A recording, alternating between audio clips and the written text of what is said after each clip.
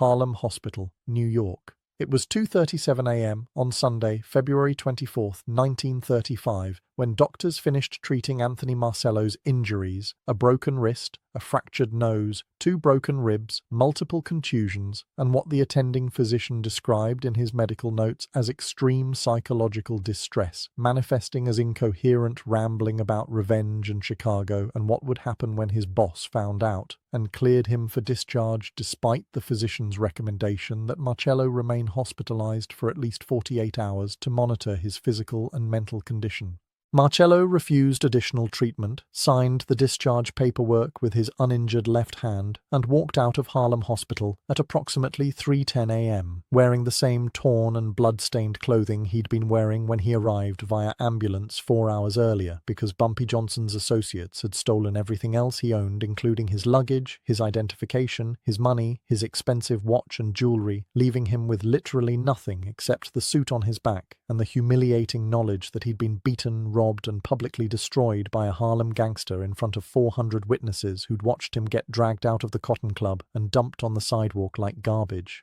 What Marcello didn't know, as he limped through Harlem's dark streets, heading toward the nearest subway station that would take him downtown to Grand Central Terminal, where he could catch the next train back to Chicago, what he couldn't have known, because Bumpy Johnson's intelligence networks operated with a level of sophistication that most criminals couldn't imagine, much less implement, was that 2 of Johnson's men were following him at a discreet distance to ensure he actually left New York, rather than attempting to retaliate or to hide somewhere in the city while sending false reports back to Chicago about what had happened at the Cotton Club. Johnson wanted Marcello to return to Chicago humiliated and terrified, wanted Marcello to deliver the message personally to Al Capone, wanted Capone to see with his own eyes what happened to Chicago enforcers who disrespected Harlem's indigenous criminal operators, because Johnson understood that the real conflict wasn't with Marcello, who was just a stupid drunk who'd made a catastrophic mistake,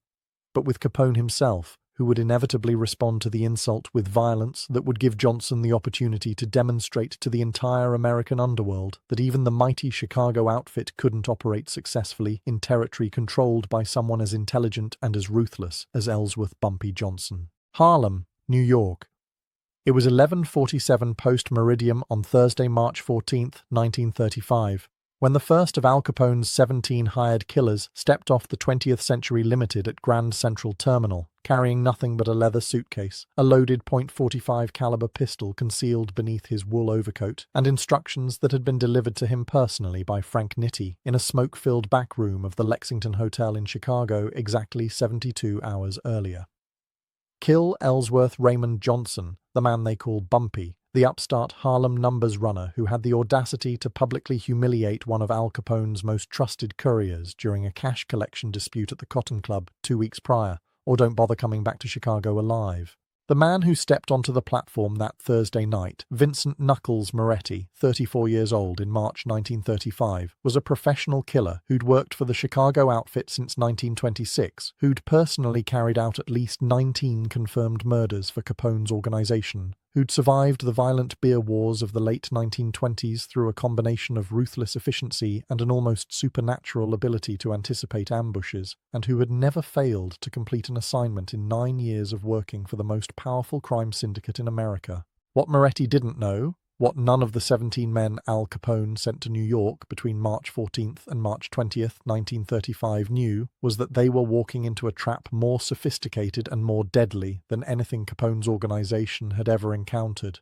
orchestrated by a Harlem gangster whose intelligence, street networks, and tactical brilliance would cost the Chicago outfit 16 men, millions of dollars in lost prestige, and the permanent end of any dreams Capone harbored of expanding his empire into Harlem's lucrative numbers rackets. The conflict that led to Capone sending 17 assassins to kill Bumpy Johnson began innocuously enough on Saturday, February 23, 1935, at the Cotton Club on West 142nd Street and Lenox Avenue, the legendary Harlem nightclub that catered to wealthy white patrons who came uptown to hear Duke Ellington's orchestra, to watch the most beautiful black dancers and performers in New York, and to engage in the kind of illicit activities, gambling, bootleg liquor, despite the ongoing prohibition, prostitution, that made Harlem simultaneously dangerous and irresistible to Manhattan's elite seeking thrills they couldn't find in their respectable downtown neighborhoods. On that particular Saturday evening, the Cotton Club was hosting a special performance by Cab Calloway and his orchestra, and the club was packed with more than 400 patrons, including several minor celebrities, business executives, politicians, and members of various criminal organizations who had come to enjoy the entertainment and to conduct the kind of business that required neutral territory where multiple gangs could gather without immediate violence.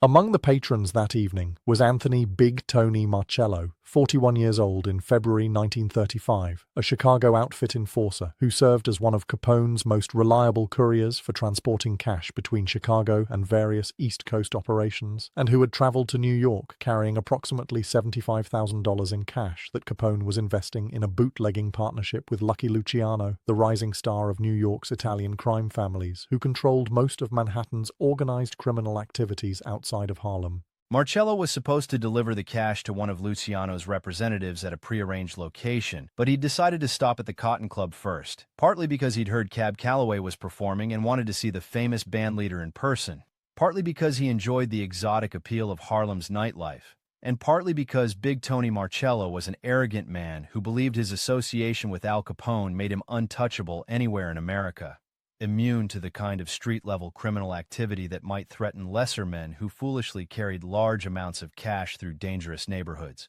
Marcello sat at a table near the stage drinking bootleg whiskey that cost 3 times what it would have cost in a Chicago speakeasy, watching the dancers perform, making crude comments about the black women on stage that were loud enough to be overheard by neighboring tables, and generally behaving like a man who owned the place, despite being a guest in territory that belonged to neither Capone nor Luciano, but rather to the various black gangsters who controlled Harlem's indigenous criminal operations, most notably Stephanie St. Clair, the legendary Madam Queen who ran the numbers rackets, and her most dangerous enforcer, the man who would soon become the greatest threat Al Capone never anticipated, Ellsworth Bumpy Johnson. Bumpy Johnson was at the Cotton Club that Saturday night, according to 7 witnesses who spoke with the Harlem Observer between February 25th and March 2nd, 1935, not because he particularly enjoyed the performances that the club staged primarily for white audiences, but because he was meeting with several of his own associates to discuss protection arrangements for numbers operations in the western sections of Harlem, territories where Dutch Schultz, the violent and unpredictable Jewish gangster who was attempting to muscle into Harlem's gambling businesses, had been making aggressive incursions that threatened Madame St. Clair's empire and required Bumpy's tactical response.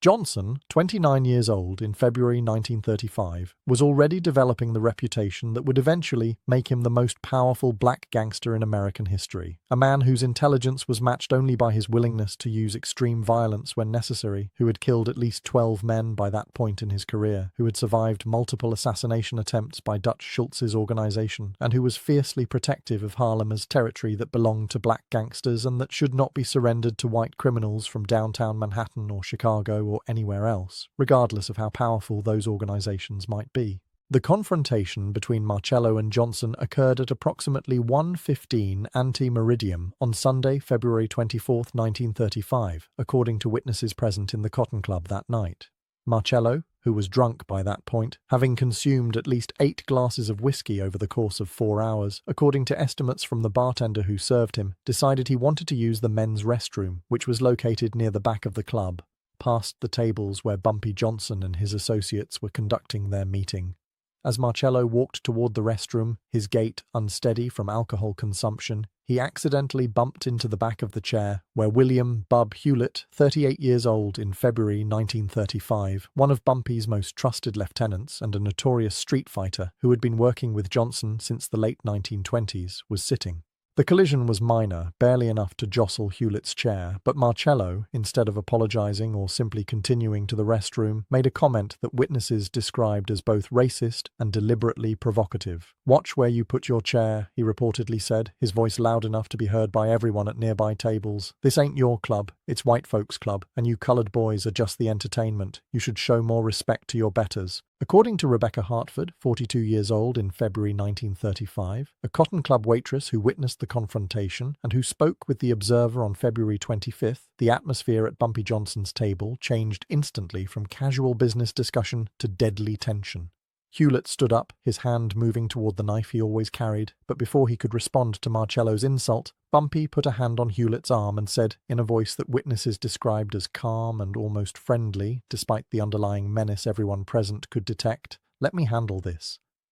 Bumpy then addressed Marcello directly with elaborate politeness that made the insult he was about to deliver even more cutting. "Sir, I believe you're confused about where you are. This is Harlem, not Chicago. And in Harlem, we don't tolerate disrespect from visitors, especially drunk visitors who don't know enough to mind their manners when they're in someone else's territory. I suggest you apologize to my friend, finish your business here, and catch the next train back to whatever sewer you crawled out of." What happened next, according to multiple witnesses, was a display of arrogance and stupidity that would ultimately cost Marcello his life, cost Al Capone 16 of his best men, and permanently end any chance of the Chicago outfit expanding operations into Harlem. Marcello, apparently not recognizing Bumpy Johnson, apparently not understanding the danger he was in, apparently believing that his association with Capone made him immune to consequences in any American city, laughed in Bumpy's face and said, "According to witnesses, you threatening me? You know who I work for? I work for Al Capone, the most powerful man in America. He owns half of Chicago. He's got judges and cops and politicians in his pocket. He's killed more men than you've probably even met. You're just some Harlem street punk running numbers for colored folks. If Al Capone wanted this whole neighborhood shut down tomorrow, he could make it happen with one phone call. So why don't you sit down, keep your mouth shut, and be grateful I don't have my boss send some real gangsters up here to teach you people your place?" The silence that followed Marcello's statement was, according to witnesses, absolute and terrifying. The band continued playing, the dancers continued performing on stage, but at the tables surrounding Bumpy Johnson's position, everyone stopped talking, stopped drinking, stopped moving, waiting to see how Johnson would respond to being threatened, insulted, and publicly disrespected by a Chicago gangster who had just made the catastrophic mistake of invoking Al Capone's name as if it carried weight in territory that Bumpy Johnson considered his to protect. Bumpy stood up slowly, walked around the table until he was standing directly in front of Marcello, close enough that Marcello could smell the cologne Bumpy always wore, close enough that witnesses could see the expression on Bumpy's face, which several people described as a smile that was more frightening than any display of anger could have been, and said in a voice that was conversational and almost gentle, despite the words he was speaking, "Tell you what, since you work for such a powerful man, since Al Capone is so important and so dangerous, I'm going to give you a choice. You can apologize to my friend right now for bumping into his chair and insulting him, and I'll let you leave here with all your fingers and all your teeth. Or you can continue being disrespectful, and I'll take the $75,000 I know you're carrying in that suitcase, the money you're supposed to deliver to Lucky Luciano's people tonight, and I'll send it back to Al Capone with a message explaining that Harlem isn't Chicago, and that if he wants to do business in New York, he needs to teach his people how to show respect to the local operators." How Bumpy knew about the cash Marcello was carrying, how Bumpy knew about the deal between Capone and Luciano, has been a subject of speculation among organized crime historians for decades. According to Theodore Green, the Harlem attorney who later represented Johnson in various legal matters and who spoke with the Observer on March 18, 1935, Bumpy maintained an intelligence network throughout New York that rivaled anything the police or the federal government had developed. Bumpy had sources in every major hotel, every major nightclub, every train station, every important location where gangsters might gather or conduct business. When Big Tony Marcello checked into the Teresa Hotel on January 22nd, carrying a heavy suitcase and asking questions about how to get to the Cotton Club, Bumpy's network reported it within hours. When Marcello met with one of Luciano's representatives at a restaurant on January 23rd to confirm the delivery schedule, Bumpy's sources overheard the conversation and reported the details. By the time Marcello walked into the Cotton Club on February 23rd, Bumpy already knew who he was, how much money he was carrying, who he worked for, what his business in New York involved, and most importantly, how arrogant and careless Marcello was, which made him an ideal target for the kind of public humiliation that Bumpy used to establish his authority and to send messages to other organizations about the cost of disrespecting Harlem's indigenous gangsters. Marcello, confronted with Bumpy's knowledge about the cash and the deal with Luciano, and confronted with the fact that he was surrounded by Bumpy's associates in a club where he had no backup and no protection, made what witnesses described as an extremely poor decision. He reached inside his coat, apparently intending to draw the pistol he carried in a shoulder holster, apparently believing he could threaten or even shoot Bumpy and escape the situation through violence. He never got the gun clear of the holster. According to witnesses, Bumpy moved with speed that seemed impossible for a man who'd been standing casually just seconds before,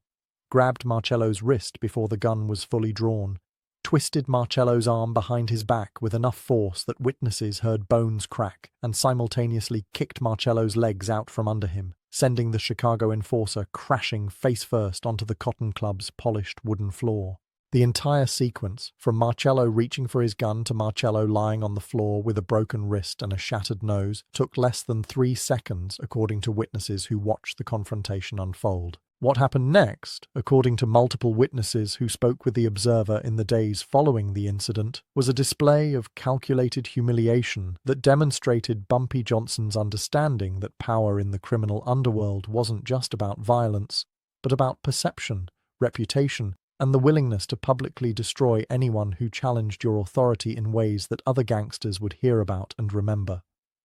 Bumpy ordered his associates to search Marcello, and they removed the pistol, removed the leather suitcase containing the $75,000 in cash, removed Marcello's wallet containing his identification and additional cash, removed even Marcello's expensive watch and diamond ring, leaving the Chicago enforcer lying on the floor with nothing but his clothing and his injuries. Bumpy then addressed the entire Cotton Club, speaking loudly enough that everyone in the venue, patrons, performers, staff, could hear every word he said. "This man," Bumpy announced, pointing at Marcello, who was struggling to sit up despite his broken wrist and bleeding nose, came to Harlem representing Al Capone, representing Chicago, and he thought that meant he could disrespect the people who actually live here, the people who actually run things here, the people who've built these businesses and protected these neighborhoods, while Chicago gangsters were still trying to figure out how to run speakeasies without killing each other every week. He thought Al Capone's name would protect him in Harlem. He was wrong. I'm taking his money, all $75,000 that Capone sent him to deliver to Lucky Luciano, and I'm keeping it as payment for the disrespect he showed to my people, and I'm sending him back to Chicago with a message for Al Capone. Harlem isn't for sale, Harlem isn't part of your empire,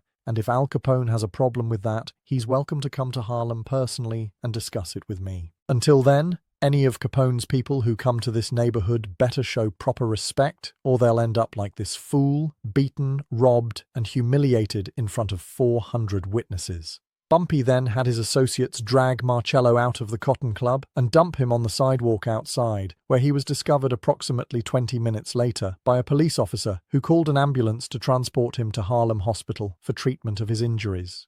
According to hospital records obtained by the Observer, Marcello was treated for a broken wrist, a fractured nose, 2 broken ribs from where he'd hit the floor, multiple contusions, and what the attending physician described as extreme psychological distress, manifesting as incoherent rambling about revenge and what would happen when his boss found out what had happened to him. Marcello was released from the hospital on February 25th, immediately took a train back to Chicago, and according to sources within the Chicago outfit who spoke with the Observer on condition of anonymity, arrived at the Lexington Hotel on February 26th, looking like he'd been beaten with a baseball bat, still wearing the same clothes he'd been wearing at the Cotton Club because Bumpy's people had stolen everything else, including his suitcase and his money, and carrying a message that he was terrified to deliver but that he knew would result in his death if he tried to conceal it. Al Capone needed to know that a Harlem gangster named Bumpy Johnson had robbed him of $75,000, had publicly humiliated one of his top enforcers, and had sent a message that Chicago had no authority in Harlem and should stay out of New York's black neighborhoods if Capone valued the lives of his men.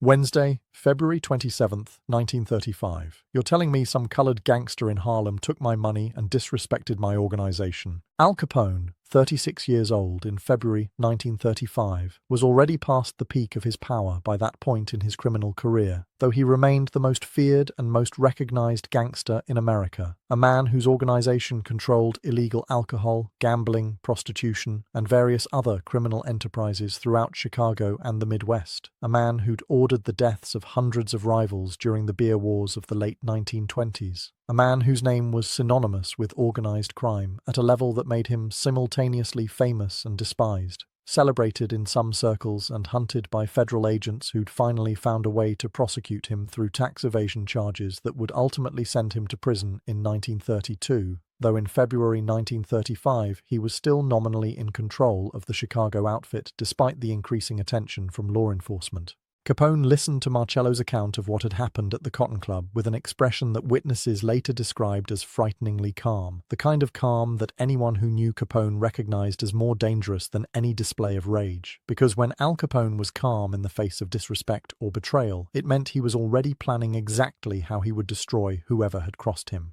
According to Frank Nitti, who was present during the meeting when Marcello reported the Cotton Club incident and who spoke with associates who later provided information to the Observer in March 1935, Capone asked Marcello to repeat the story 3 times, asking specific questions about Bumpy Johnson, about how many men were with him, about whether Marcello had any opportunity to fight back or escape, about the exact words Bumpy had used when sending his message to Capone. When Marcello finished his 3rd recounting of the incident, Capone dismissed him from the office, then turned to Nitti and the other senior members of the Chicago outfit who were present and said, according to multiple sources, this Harlem gangster, this Bumpy Johnson, just made the biggest mistake of his life. Nobody robs Al Capone. Nobody disrespects the Chicago outfit. Nobody sends me messages telling me I don't have authority in any American city. I don't care if he's in Harlem or Timbuktu, I'm going to send a message back that'll make every gangster in America understand what happens when you steal from me. I want Johnson dead. I want him killed in a way that's public and brutal enough that every other upstart criminal in every other city knows better than to even think about crossing Al Capone. The decision to send not one assassin, not a small team, but 17 separate killers to murder Bumpy Johnson was, according to organized crime historians who later studied the incident, both a demonstration of how seriously Capone took the disrespect and a catastrophic miscalculation based on Capone's fundamental misunderstanding of Harlem, of Bumpy Johnson's capabilities, and of the territorial advantages that Johnson possessed in his home neighborhood that would nullify every advantage Capone's organization normally enjoyed through superior numbers and firepower. Capone, according to sources who spoke with the Observer, believed that sending 17 professional killers to Harlem over the course of 1 week would guarantee Johnson's death through sheer probability. Even if Johnson managed to kill or evade the first few assassins, Capone reasoned, eventually one of them would get lucky, would catch Johnson off guard, would complete the assignment, and restore Capone's reputation. What Capone failed to understand, what none of his advisors apparently explained to him because few people in Chicago understood the unique nature of Harlem's criminal landscape in 1935, was that Bumpy Johnson wasn't a typical gangster who could be ambushed in a vulnerable moment. Johnson was protected by an entire community of people who saw him as a defender against outside criminal organizations, who would warn him about suspicious white men asking questions about his whereabouts, who would report to Johnson's network the moment any of Capone's assassins arrived in Harlem, giving Johnson advance warning and the opportunity to prepare responses that would turn each assassination attempt into an opportunity to destroy Capone's men and to reinforce Johnson's reputation as someone who could outsmart and outfight the most powerful crime organization in America.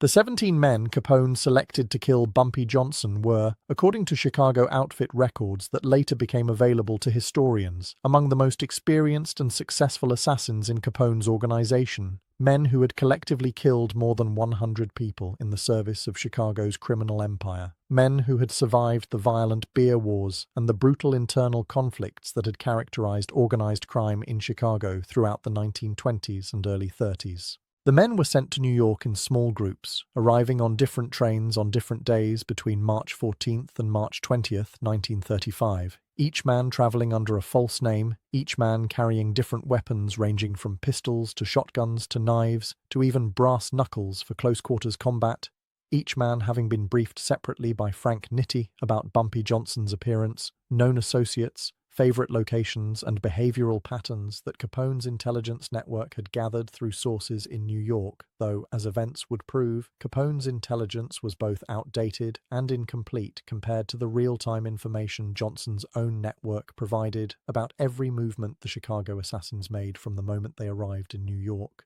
Vincent Knuckles Moretti was the first to arrive, stepping off the 20th Century Limited at Grand Central Terminal at 11:47 post-meridium on Thursday, March 14th, 1935, carrying his leather suitcase and his loaded pistol and his instructions from Frank Nitti, completely unaware that within 47 minutes of his arrival in New York, Bumpy Johnson already knew he was in the city, knew which hotel he'd checked into, the Teresa Hotel on 7th Avenue, knew that he'd asked the desk clerk about locations where a man might find Ellsworth Johnson for a business discussion, and knew that Moretti was almost certainly one of multiple assassins Capone would be sending in response to the Cotton Club humiliation. According to William "Bub" Hewlett, who spoke with The Observer on March 28, 1935, Bumpy received the first report about Moretti's arrival at approximately 12:30 ante-meridiem on Friday, March 15th, from a porter at Grand Central Terminal who'd been on Johnson's payroll for 6 years and who reported any suspicious characters asking questions about Harlem or about specific individuals in the neighborhood. The porter described a white man in his 30s, well-dressed but nervous, carrying himself like a professional criminal rather than a tourist or businessman, asking about how to get to Harlem and whether the porter knew anything about a man called Bumpy Johnson. The porter gave Moretti directions to the Teresa Hotel, wished him well, and immediately called a phone number that connected him to one of Bumpy's associates, reporting the suspicious inquiry and providing a physical description of the man who'd been asking questions. By 1:30 ante-meridiem on March 15th, Bumpy had assembled 8 of his most trusted men at his office above a grocery store on Lenox Avenue, had reviewed the information about Moretti's arrival, and had developed a plan for dealing with what he correctly assumed would be the first of multiple assassination attempts sent by Al Capone.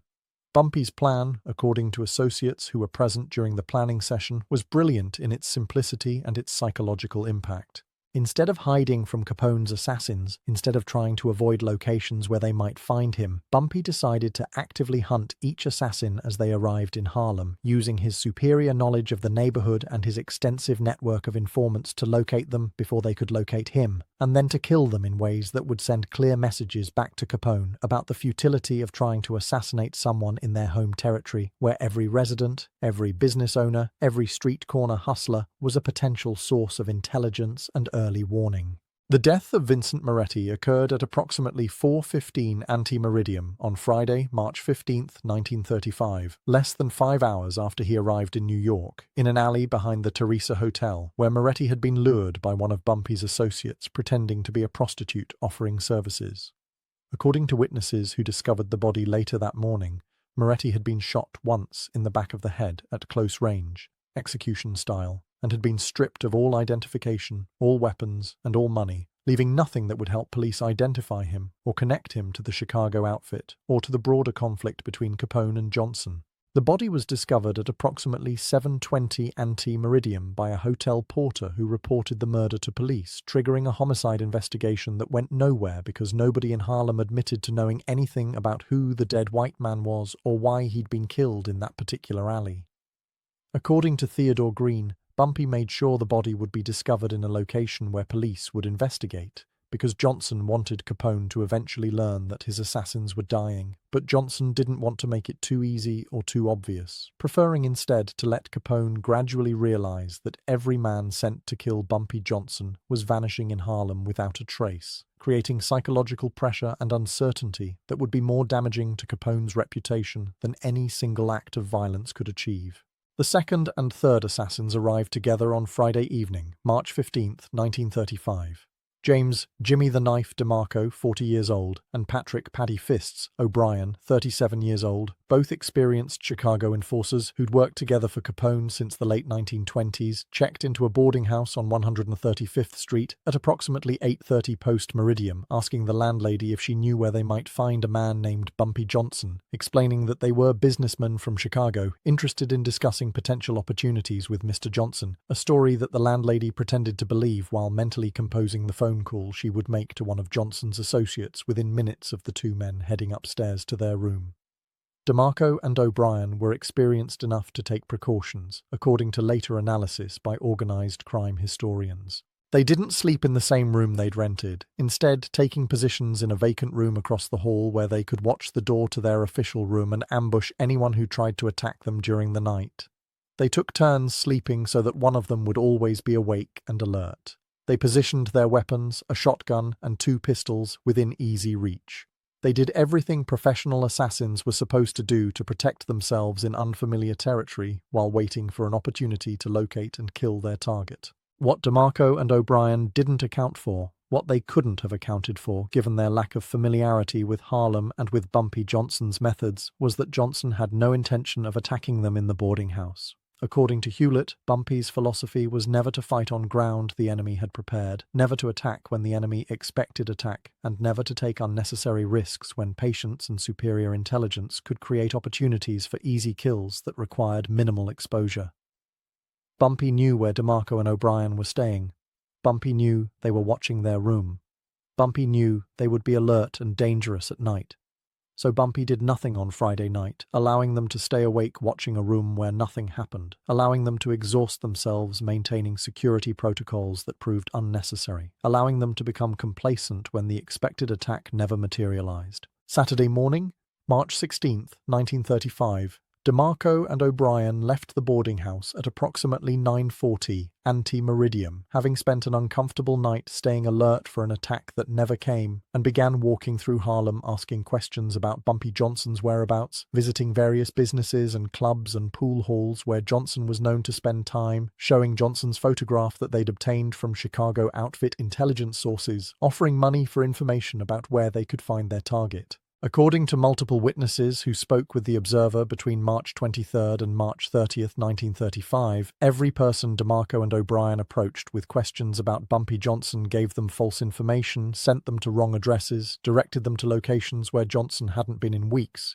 and immediately reported the two suspicious white men to Johnson's network, providing detailed descriptions of their appearance, their weapons, and their stated intentions. By noon on Saturday, Bumpy knew exactly where DeMarco and O'Brien had been, what questions they'd been asking, what information they'd been given, and most importantly, he knew they would be returning to the boarding house that evening, frustrated and tired after spending all day searching unsuccessfully for a man who'd been following their movements from a safe distance the entire time. The deaths of DeMarco and O'Brien occurred at approximately 6:45 post-meridium on Saturday, March 16th, as they were walking back to the boarding house after a fruitless day of investigation. According to witnesses who observed the incident from windows overlooking the street, two cars pulled up alongside DeMarco and O'Brien on 137th Street between Lenox and 7th Avenue, a relatively quiet residential block where few people were outside at that particular moment. Men emerged from both cars, at least 6 men total according to witnesses, armed with shotguns and pistols, and opened fire on DeMarco and O'Brien at close range before the Chicago assassins could draw their own weapons or run for cover. The shooting lasted approximately 15 seconds, during which witnesses estimated that at least 30 shots were fired, leaving both DeMarco and O'Brien dead on the sidewalk, their bodies riddled with bullet wounds, their weapons still holstered, their money and identification taken by Johnson's men, who searched the bodies quickly before getting back into the cars and driving away before police could respond to reports of gunfire. The double murder on 137th Street created a major police investigation, but as with the Moretti killing, nobody in Harlem admitted to seeing anything useful. Nobody could identify the shooters, nobody wanted to cooperate with police investigating the deaths of 2 white men who'd been walking around the neighborhood all day, asking questions that made it obvious they were criminals from out of town looking for someone to kill. The police investigation stalled within days, classified as an unsolved gang killing that would remain open but inactive in departmental files. According to Theodore Green, this was exactly what Bumpy wanted. Police attention that wouldn't lead anywhere, media coverage that would report the deaths without understanding their significance, and most importantly, news that would eventually reach Al Capone in Chicago, informing him that 3 of his 17 assassins were dead within 48 hours of arriving in Harlem, killed by an organization that was better informed, better prepared, and more ruthless than Capone had anticipated. Monday, March 18th, 1935, brought the 4th through 7th assassins to New York. Robert Bobby Knuckles Santelli, 32 years old, Michael Mickey Guns Torino, 36 years old, Joseph Joey the Snake Colombo, 29 years old, and Carlo the Hammer Benedetto, 41 years old, arrived on the morning train from Chicago at 8:20 ante-meridium, checking into the Hotel Teresa as businessmen visiting New York for legitimate purposes, spending Monday afternoon separately scouting locations where Bumpy Johnson had been reported to conduct business, gathering in one of their hotel rooms Monday evening to compare notes and plan their approach for locating and killing a target who had so far proven extremely elusive.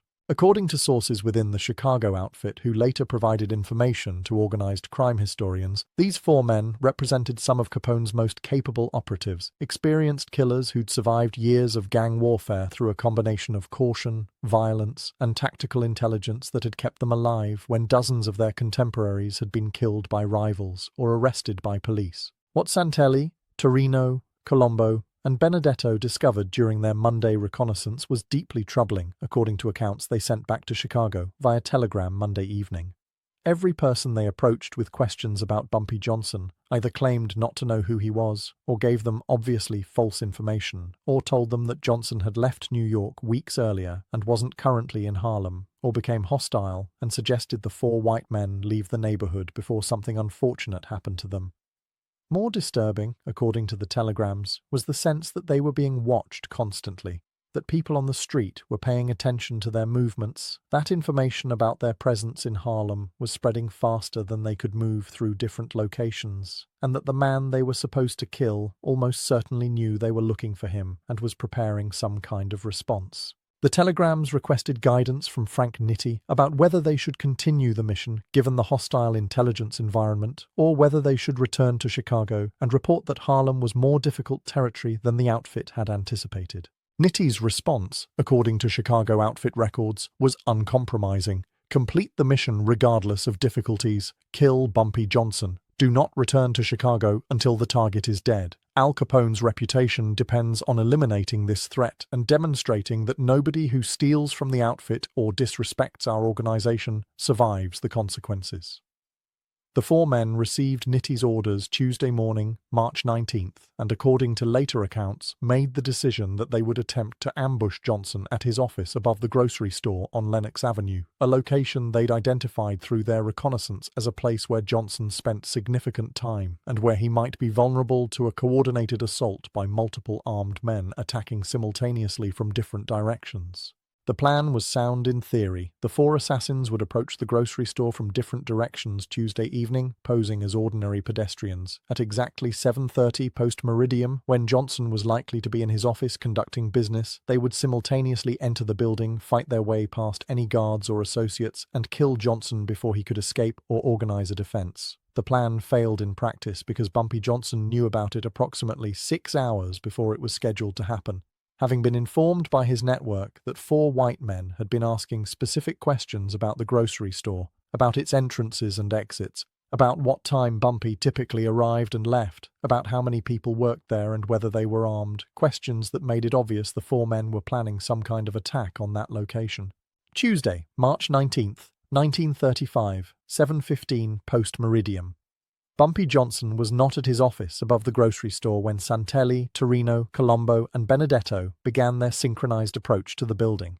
Instead, he was 3 blocks away with 12 of his most dangerous enforcers, watching through binoculars as the 4 Chicago assassins moved into position around the grocery store, communicating through hand signals as they prepared to enter the building and kill a target who wasn't there but who knew exactly where they were. At 7:31 post-meridium, approximately 60 seconds after the 4 assassins entered the grocery store building and discovered that Bumpy's office was empty, that the entire second floor was empty except for some furniture and business records, that they'd walked into what was obviously a trap, Bumpy's men surrounded the building, blocking all exits, and began shooting through the windows with such overwhelming firepower that the 4 Chicago killers had no opportunity to escape or fight back effectively. According to witnesses who observed the assault from nearby buildings, the shooting lasted approximately 4 minutes, during which Bumpy's men fired hundreds of rounds into the grocery store building, using not just pistols but also shotguns, and even a Thompson submachine gun that one of Johnson's associates had acquired specifically for this operation, creating a level of violence that was shocking even for Harlem in 1935, where gang shootings were relatively common, but usually involved a few shots rather than sustained automatic weapons fire. When the shooting stopped, Bumpy's men entered the building and found all 4 Chicago assassins dead, their bodies torn apart by the massive amount of gunfire that had struck them, their weapons barely used because they'd had almost no opportunity to return fire against attackers who'd positioned themselves outside the building and who'd maintained such overwhelming volume of fire that the 4 men inside had been forced to stay behind cover trying to survive rather than attempting any offensive response. The grocery store shooting created enormous police attention, with homicide detectives spending days investigating what appeared to be a massacre, trying to identify the 4 dead white men, trying to understand why they'd been in that building, trying to locate witnesses willing to testify about who had carried out the attack. As with the previous killings, the investigation produced no useful results. The 4 bodies remained unidentified for weeks because Bumpy's men had removed all identification and personal effects before police arrived. No witnesses admitted to seeing the actual shooting, despite the fact that it occurred on a busy commercial street where dozens of people were present. The weapons used in the attack vanished into Harlem's underground networks, never to be recovered by authorities. The police investigation eventually concluded that the 4 unidentified men had been involved in some kind of criminal enterprise that led to their execution by unknown assailants, a conclusion that was accurate but completely unhelpful for actually solving the murders or identifying who was responsible. By Wednesday, March 20th, 1935, 7 of Al Capone's 17 assassins were dead, killed within 6 days of arriving in Harlem by an organization that had demonstrated both superior intelligence capabilities and the tactical sophistication to turn every assassination attempt into an opportunity to kill the would-be killers. According to sources in Chicago who later spoke with The Observer, Frank Nitti began receiving fragmentary reports Wednesday morning about men who'd been sent to kill Bumpy Johnson but who'd stopped communicating, about telegrams that were no longer being answered, about concerns from the remaining assassins who were in New York but who were reporting that the situation in Harlem was far more dangerous than they'd been led to believe. Nitti apparently attempted to keep information about the failures from reaching Capone immediately, hoping that some of the remaining 10 assassins would manage to complete the mission and restore the outfit's reputation before Capone learned how badly the operation was failing. The remaining 10 assassins were in New York by Wednesday evening, having arrived in smaller groups throughout the week, and Nitti sent urgent communications Wednesday night instructing them to coordinate their efforts, to work together as a unified team rather than as individual operators, to use their combined strength and experience to locate and kill Bumpy Johnson before the situation deteriorated further. The 10 men, according to later accounts, met at a warehouse on the Lower East Side that was controlled by associates of Lucky Luciano, who were sympathetic to the Chicago outfit's desire to eliminate Johnson, despite the fact that Luciano himself had reached an accommodation with Johnson after Dutch Schultz's death and preferred to maintain stable relationships with Harlem's indigenous criminal operators rather than starting new wars. The 10 remaining assassins were, according to Chicago outfit records, Antonio "Tony the Blade" Ricci, 38 years old, an expert with knives who'd killed at least 15 men in close-quarters combat; Charles "Charlie Boxcar" Morgan, 42 years old, a former railroad worker who'd become one of Capone's most reliable enforcers for dealing with labor disputes; Giovanni "Johnny the Hammer" Rossini, 33 years old, a brutal killer known for using hammers and blunt instruments to beat victims to death; Marco the Mauler Bellini, 39 years old, a massive man who stood 6 feet 4 inches tall and weighed over 260 pounds, skilled in bare-handed fighting and known for crushing opponents with his physical strength; Salvatore Sally Gunshots Romano, 31 years old, an expert marksman who'd killed at least a dozen men with precise long-distance rifle shots;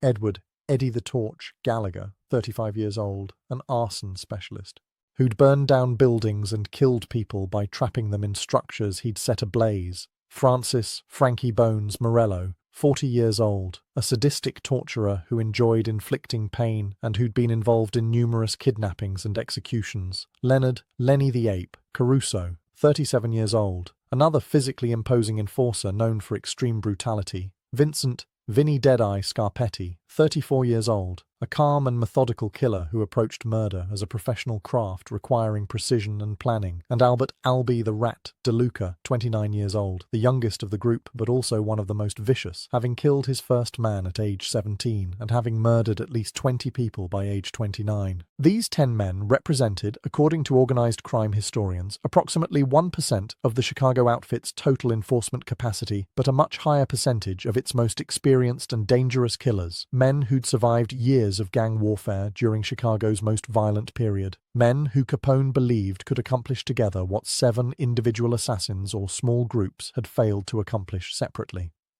The plan the 10 men developed Wednesday night was to ambush Bumpy Johnson at the Cotton Club on Thursday evening, March 21st, using information that Johnson frequently visited the club on Thursday nights to collect protection payments and to meet with various associates. The 10 assassins would position themselves throughout the Cotton Club, pretending to be ordinary patrons enjoying the entertainment, and would wait for Johnson to arrive. Once Johnson was inside and distracted by whatever business he was conducting, the 10 men would simultaneously draw their weapons and kill Johnson, along with anyone who tried to protect him, overwhelming any resistance through sheer firepower and numbers. What the 10 Chicago assassins didn't know, what they couldn't have known because the information was kept secret until years later, was that Bumpy Johnson's network had penetrated the warehouse meeting on Wednesday night through an informant who was present during the planning session, who listened to the entire strategy discussion, and who reported every detail to Johnson within 2 hours of the meeting concluding.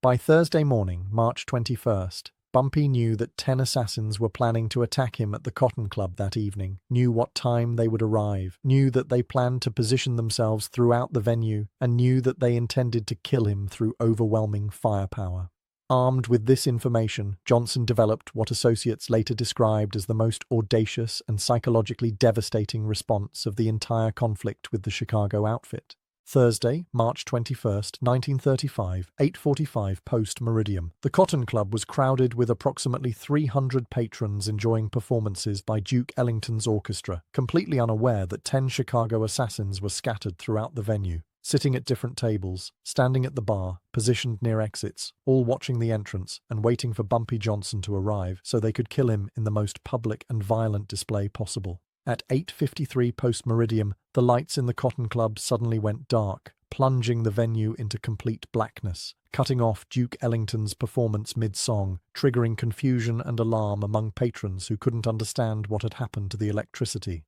In the darkness, according to witnesses who survived what happened next, gunshots erupted throughout the Cotton Club, muzzle flashes creating brief moments of illumination that revealed scenes of chaos and violence as Bumpy Johnson's men, who had been positioned throughout the venue disguised as waiters, bartenders, and musicians, opened fire on the 10 Chicago assassins whose positions had been identified earlier in the day through Johnson's intelligence network. The shooting in the dark lasted approximately 90 seconds, during which more than 200 rounds were fired according to later police estimates based on bullet holes and recovered casings, creating panic among innocent patrons who dove under tables or ran toward exits trying to escape the gunfire without understanding who was shooting at whom or why the Cotton Club had suddenly become a battlefield. When the lights came back on at 8:56 post-meridium, controlled by one of Bumpy's associates who'd cut the power deliberately to create cover for the ambush, the Cotton Club was a scene of absolute carnage. All 10 Chicago assassins were dead or dying, their bodies sprawled across tables, slumped against walls, collapsed on the dance floor, riddled with bullet wounds from the concentrated fire that Bumpy's men had directed at them during the 90-second blackout. Several innocent patrons had been wounded by stray bullets, though miraculously nobody except the 10 intended targets had been killed, a fact that witnesses attributed to Bumpy's insistence that his men focus their fire only on the Chicago killers and avoid shooting randomly into crowds despite the darkness and confusion. Bumpy Johnson himself, according to witnesses, had not been in the Cotton Club when the shooting started. He'd been outside on the street, watching the entrance, waiting to see if the 10 assassins would actually attempt their planned attack, and he entered the venue only after the shooting had stopped, walking calmly through the chaos of wounded patrons, screaming, police sirens approaching, bodies bleeding on the floor, appearing completely composed despite the violence that had just occurred in a space where he'd been expected to die. According to Rebecca Hartford, the Cotton Club waitress who'd witnessed the original confrontation between Bumpy and Big Tony Marcello, Bumpy surveyed the dead Chicago assassins with no visible emotion, then addressed the Cotton Club staff and the remaining conscious patrons with a brief statement. "These men came from Chicago to kill me because I embarrassed Al Capone and took his money. They failed. Any other men Capone sends will fail. Harlem protects its own, and nobody from Chicago or anywhere else can operate here without my permission. Anyone who was injured tonight will have their medical expenses paid by my organization. Anyone who saw what happened tonight would be wise to forget the details when police ask questions, because the men who did this shooting work for me, and I protect the people who protect me." By Thursday midnight, March 21st, 1935, 16 of Al Capone's 17 assassins were dead, killed over the course of 1 week in a series of ambushes, shootouts, and coordinated attacks that demonstrated Bumpy Johnson's complete dominance of Harlem's criminal landscape and his ability to destroy any threat regardless of how powerful or experienced the attacking organization might be. The 17th assassin, according to accounts that emerged later, never attempted to kill Bumpy Johnson at all, having witnessed enough of what happened to his colleagues to understand that the mission was impossible and that returning to Chicago alive was more important than dying for Al Capone's wounded pride. The 17th assassin was Tommy Careful Benedetti, 39 years old in March 1935, a Chicago outfit enforcer whose nickname derived from his reputation for cautious planning and his refusal to take unnecessary risks, traits that had kept him alive through years of gang warfare that had killed many of his less careful associates. Benedetti arrived in New York on Tuesday, March 19th, checked into a hotel in Midtown Manhattan rather than Harlem, and spent several days observing the neighborhood from a safe distance, trying to gather information about Bumpy Johnson's whereabouts and routines without exposing himself to the kind of detection that had gotten his colleagues killed. What Benedetti observed during his reconnaissance convinced him that the mission was suicidal, that Bumpy Johnson controlled Harlem so completely that any assassination attempt would be detected and neutralized before it could succeed, and that returning to Chicago and reporting this reality to Al Capone was preferable to dying uselessly in New York. According to sources who later spoke with organized crime historians, Benedetti made contact with Bumpy Johnson on Friday, March 22nd, through intermediaries, requesting a meeting to discuss a matter of mutual interest. The meeting occurred that afternoon at a restaurant in Harlem, where Benedetti, according to witnesses, explained to Johnson that he'd been sent by Al Capone to kill him, but that after observing what had happened to 16 other assassins, Benedetti had decided that personal survival was more important than completing an impossible mission. Benedetti proposed a deal. He would return to Chicago and deliver a message to Capone personally. A message directly from Bumpy Johnson, explaining the situation and clarifying the terms under which Capone should consider the matter settled. In exchange, Johnson would allow Benedetti to leave New York alive and would provide information that Benedetti could use to explain to Capone why 16 professional killers had failed to complete their assignment. Bumpy Johnson, according to Theodore Green, who was present during the meeting, agreed to Benedetti's proposal, recognizing that having a survivor return to Chicago to deliver a personal message would be more effective at deterring future attacks than simply killing all 17 assassins and leaving Capone to wonder what had happened to them.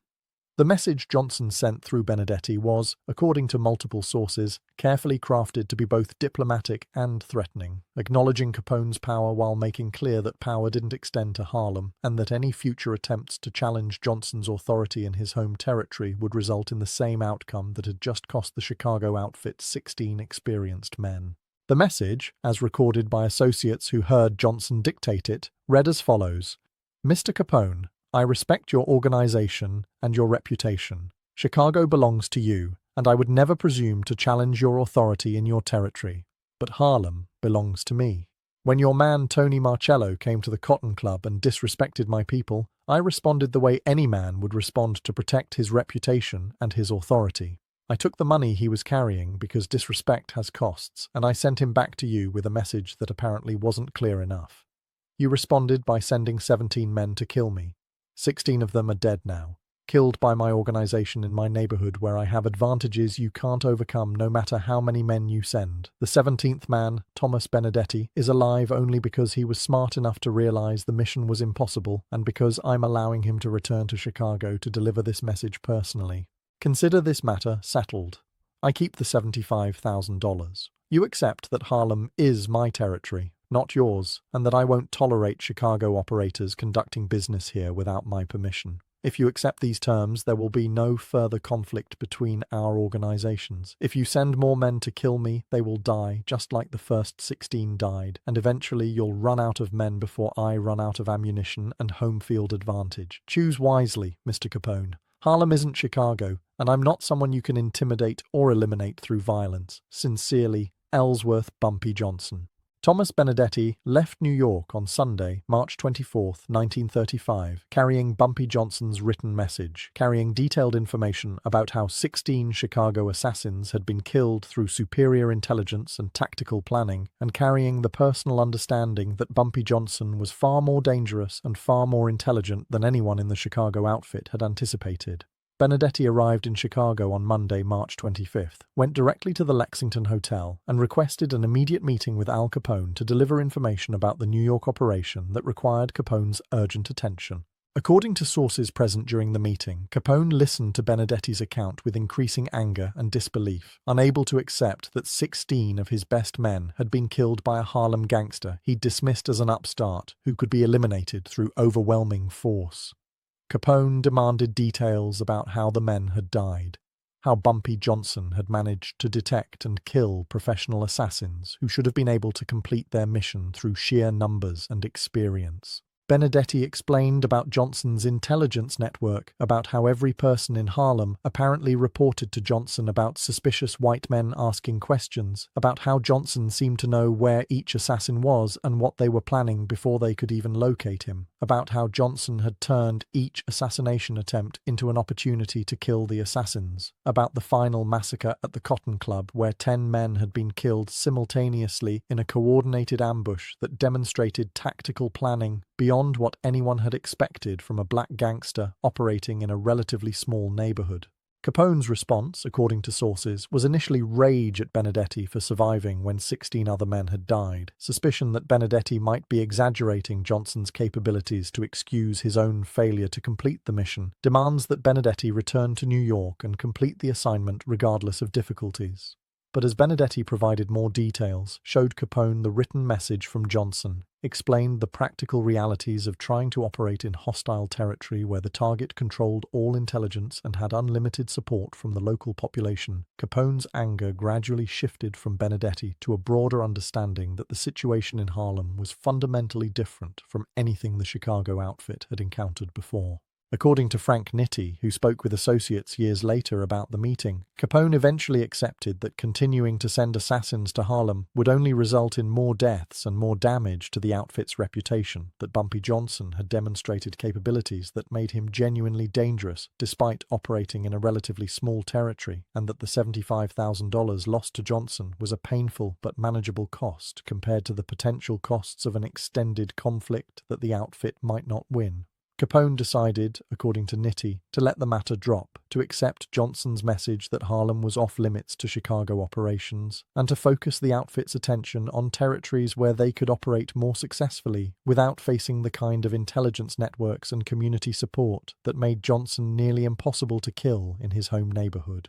The decision to end the conflict was never publicly announced, never formalized through any written agreement, but became apparent through the Chicago outfit's actions over the following weeks and months. No additional assassins were sent to kill Bumpy Johnson. No attempts were made to retaliate for the deaths of 16 Chicago enforcers. The $75,000 remained with Johnson, representing both a financial loss and a symbolic acknowledgement that Johnson had won the conflict and established his authority over Harlem in ways that even Al Capone had to respect. The Chicago outfit continued operating in various cities across America, but Harlem remained firmly under Bumpy Johnson's control, protected from outside criminal organizations through the combination of intelligence, violence, and community support that Johnson had demonstrated so effectively during the week when he destroyed Capone's assassination attempts. The long-term consequences of the failed assassination campaign were significant for both organizations. For Al Capone and the Chicago outfit, the loss of 16 experienced enforcers in a single week represented both a practical reduction in their operational capabilities and a psychological blow to their reputation as the most powerful criminal organization in America. Other criminal organizations, observing that Capone had failed to eliminate a Harlem gangster despite sending 17 assassins, became less intimidated by Chicago's threats and more willing to resist outfit expansion into their territories. Capone's image as an unstoppable force in American organized crime suffered permanent damage, contributing to the broader decline of his influence that culminated in his imprisonment for tax evasion in 1932 and his eventual death from syphilis-related complications in 1947. The 16 men who died in Harlem were replaced eventually, but the lesson of their deaths, that superior numbers and experience meant nothing against superior intelligence and home field advantage, was never forgotten within the outfit. For Bumpy Johnson, the successful defense against Capone's assassination attempts established his reputation as not just a dangerous local gangster, but as someone capable of outsmarting and outfighting the most powerful criminal organization in America. The story of how Johnson killed 16 Chicago assassins in 1 week spread throughout the American underworld, making Johnson's name known far beyond Harlem, creating a legend that would sustain his authority for decades, and that would make other criminal organizations extremely cautious about challenging him in his territory. Johnson used the $75,000 taken from Tony Marcello to expand his numbers operations, to strengthen his intelligence networks, and to provide benefits to the Harlem community that reinforced his position as both a criminal and a protector of black interests against outside exploitation.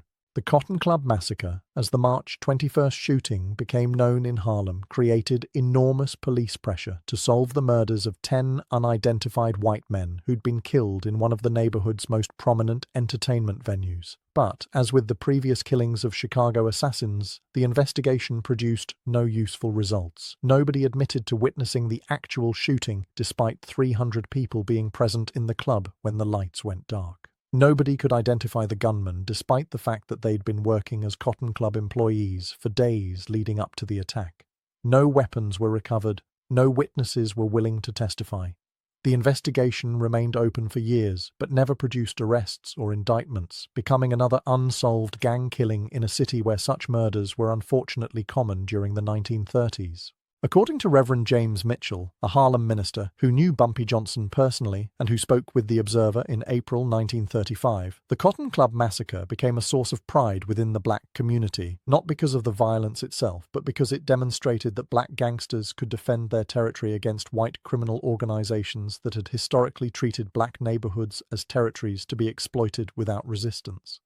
The fact that Bumpy had outsmarted Al Capone, had killed 16 Chicago enforcers, had sent a clear message that Harlem wasn't for sale, resonated with people who'd spent their lives being told that white power was absolute and unchallengeable. Bumpy became a folk hero, the man who stood up to Al Capone and won, the man who proved that intelligence and local knowledge could overcome superior resources when the fight was on home ground. Margaret Holbrook, the social observer who'd witnessed the original Cotton Club confrontation between Bumpy and Tony Marcello, offered a different perspective when interviewed by The Observer on April 3, 1935. The fact that Bumpy Johnson could kill 16 men in 1 week, could orchestrate the Cotton Club Massacre, could outsmart the Chicago outfit so completely, demonstrates both his brilliance and the fundamental lawlessness that characterized Harlem in the 1930s. The police couldn't protect anyone from organized crime. The federal government wasn't interested in protecting black neighborhoods from white criminals. So people like Bumpy filled the vacuum, protecting their communities through violence that was horrifying but arguably necessary given the alternatives.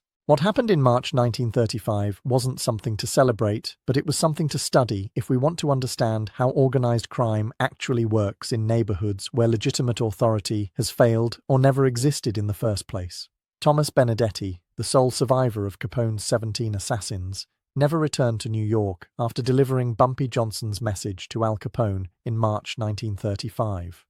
According to Chicago outfit records, Benedetti continued working for the organization until his death in 1942 during an unrelated gang conflict, and he reportedly told associates that his decision to negotiate with Bumpy Johnson, rather than attempting to kill him, was the smartest choice he ever made, because Johnson would certainly have killed him just as efficiently as Johnson had killed the other 16 men if Benedetti had been foolish enough to try completing the impossible mission. The final accounting of the conflict between Al Capone and Bumpy Johnson, as recorded by organized crime historians who later studied the incident, was devastatingly one-sided. Chicago sent 17 assassins to Harlem, 16 were killed within 1 week, one survived only by negotiating surrender. Chicago lost $75,000 that was never recovered. Chicago's reputation as an unstoppable criminal organization was permanently damaged. Harlem remained under Bumpy Johnson's control without interruption. Johnson's reputation was enhanced throughout the American underworld. The only winner was Johnson, who demonstrated that Harlem couldn't be conquered by outside organizations regardless of their power or resources elsewhere. The story of Al Capone's failed assassination campaign against Bumpy Johnson became one of the most discussed incidents in organized crime history, studied by historians as an example of how territorial conflicts between criminal organizations could be decided not by superior firepower, but by superior intelligence, local knowledge, and the support of a community that viewed one side as protectors and the other side as invaders. The story was told and retold in Harlem for decades, becoming part of the neighborhood's collective memory about the time when their champion defeated America's most famous gangster, when Bumpy Johnson proved that black gangsters could compete with white crime syndicates on equal terms and win decisively when fighting on ground they controlled. Bumpy Johnson never publicly discussed the details of how he killed 16 Chicago assassins in March 1935. When contacted by The Observer requesting comment for this story, Johnson declined through his attorney Theodore Green, who issued a written statement on March 30, 1935. Mr. Johnson has no knowledge of any conflict with Chicago criminal organizations. Mr. Johnson is a Harlem businessman who focuses on legitimate enterprises and who has no involvement in violence or illegal activities. If criminals from Chicago or elsewhere have experienced difficulties while visiting New York, Mr. Johnson suggests they discuss their problems with appropriate law enforcement authorities rather than making unfounded allegations against respected members of the Harlem community. Mr. Johnson supports peaceful resolution of all conflicts and believes that people from different cities should treat each other with mutual respect when conducting business in unfamiliar territories. But among Johnson's associates, friends, and the broader Harlem community, there was no ambiguity about what had happened or why it mattered. Al Capone sent 17 killers to murder Bumpy Johnson in March 1935. 16 died within 1 week, killed by an organization that was smarter, better informed, and more ruthless than Capone had anticipated. One survivor returned to Chicago carrying Bumpy's message that Harlem wasn't for sale and wasn't part of any criminal empire except the one that Harlem's own gangsters had built through decades of fighting for control of their neighborhood. The message was received, understood, and never challenged again by the Chicago outfit or by any other outside organization that considered trying to operate in Harlem without Bumpy Johnson's permission. The Cotton Club reopened 2 weeks after the massacre, after extensive repairs to bullet damage and after the management implemented new security procedures designed to prevent similar incidents. Duke Ellington returned to perform, the dancers returned to the stage, the wealthy white patrons returned to enjoy Harlem's exotic entertainment, and the club continued operating successfully until it closed in 1940. But everyone who worked at the Cotton Club, everyone who performed there, everyone who patronized the venue after March 21, 1935, understood that the club existed only because Bumpy Johnson allowed it to exist, that Harlem's entertainment industry operated under Johnson's protection, and that anyone who threatened that arrangement would face the same fate as the 16 Chicago assassins whose bodies had been carried out of the Cotton Club that Thursday night, when the lights came back on and revealed the price of challenging Bumpy Johnson in his home territory. The lesson Al Capone learned, the lesson that Thomas Benedetti carried back to Chicago in March 1935, the lesson that spread throughout American organized crime in the months and years following the failed assassination campaign, was simple and absolute. Bumpy Johnson couldn't be killed in Harlem. His intelligence networks were too extensive, his tactical planning was too sophisticated, his community support was too strong, his willingness to use extreme violence was too demonstrated. Any organization that wanted to operate in Harlem had to work with Bumpy or stay out of Harlem entirely, because the alternative was what happened to Capone's 17 assassins, 16 deaths, and 1 humiliating surrender, broadcast to every gangster in America as proof that even the mighty Chicago outfit couldn't defeat a Harlem gangster who controlled his territory completely and who refused to bow to any power except his own judgment about what was best for his neighborhood and his organization. That was the real message of March 1935. The message that defined Bumpy Johnson's legacy for the next 33 years until his death in 1968. Harlem protected its own. Bumpy protected Harlem. And anyone who forgot those facts, anyone who came to Harlem thinking their power elsewhere meant power in that particular neighborhood, learned the lesson the hard way. The way 16 Chicago assassins learned it during 1 week when Al Capone discovered that sending killers to murder Bumpy Johnson was easy, but bringing those killers home alive was impossible.